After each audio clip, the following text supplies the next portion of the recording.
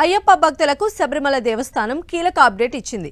అయ్యప్పను దర్శించుకునే విధానంలో మార్పులు చేస్తున్నట్లు ప్రకటించింది. ఇరుముడితో వెళ్లే భక్తులు పవిత్ర 18 మెట్లు ఎక్కగానే అయ్యప్ప సన్నిధిలో దర్శనానికి అనుమతించాలని నిర్ణయించారు. ఇంతకు ముందు 14 ఎక్కిన తరువాత ఫ్లైఓవర్ బ్రిడ్జ్ మీదుగా సన్నిధానం చేరుకోవాల్సి వచ్చేది. ఇప్పుడు ఆ బ్రిడ్జిని తొలగించేందుకు బోర్డు నిర్ణయం తీసుకుంది. దీంతో మార్చి 14 నుంచి ఈ నూతన దర్శన విధానం అమలు కాబోతోంది.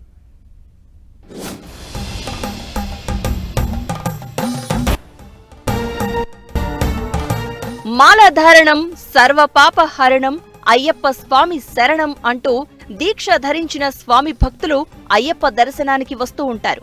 ఈ దర్శన క్రమం ఇకపై మారబోతోంది. ఇప్పటిదాకా పదునెట్టాంబడి తర్వాత అయ్యప్ప భక్తులు ఎడమవైపుగా ఆలయానికి పయనమై స్వామి దర్శనం చేసుకునేవారు.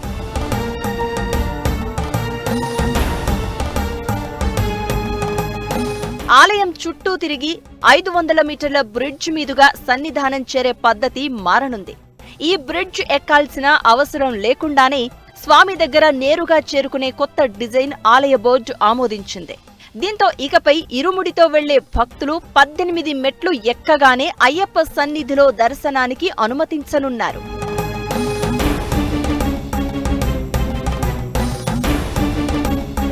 మార్చి 14న మీనమాస పూజల కోసం అయ్యప్ప ఆలయాన్ని తెరుస్తారు. ఆ సీజన్లో ఇరుముడితో వెళ్లే భక్తులు 18 మెట్లు ఎక్కగానే నేరుగా ధ్వజస్తంభానికి ఇరువైపులా 2 లేదా 4 లైన్లను ఏర్పాటు చేస్తారు. భక్తులు బలికల్పుర కణిక్కవంచి నైవేద్య పాత్ర మీదుగా ఎదురుగా ఉండే అయ్యప్ప సన్నిధికి చేరుకోవచ్చు. ఇంతకుముందు ఫ్లైఓవర్ దిగాక అయ్యప్ప సన్నిధి ఎడమవైపు నుంచి దర్శనం లభించేది. దీంతో సన్నిధానానికి ఎదురుగా వచ్చినప్పుడు మాత్రమే ఓ 5-6 సెకండ్ల పాటు దర్శన భాగ్యం లభించేది. రద్దీ ఎక్కువగా ఉన్నప్పుడు దర్శనం సరిగా జరగకపోవచ్చు కూడా. అయితే కొత్త మార్పుతో మార్చి 14 నుంచి అర నిమిషం నుంచి నిమిషం వరకు అయ్యప్ప దర్శనం లభించనుంది. ప్రస్తుతం శబరిమలలో కుంభమాస పూజలు జరుగుతున్నాయి. ఈ నెల 21 వరకు ఆలయం తెరిచే ఉంటుంది. ఫుటోవర్ బ్రిడ్జ్ తొలగింపు, ఇతర అభివృద్ధి పనులను మార్చి 14 లోపుగానే పూర్తి చేయబోతున్నారు. కేరళ హైకోర్టు కూడా కొత్త ప్రణాళికకు ఆమోదముద్ర వేసింది.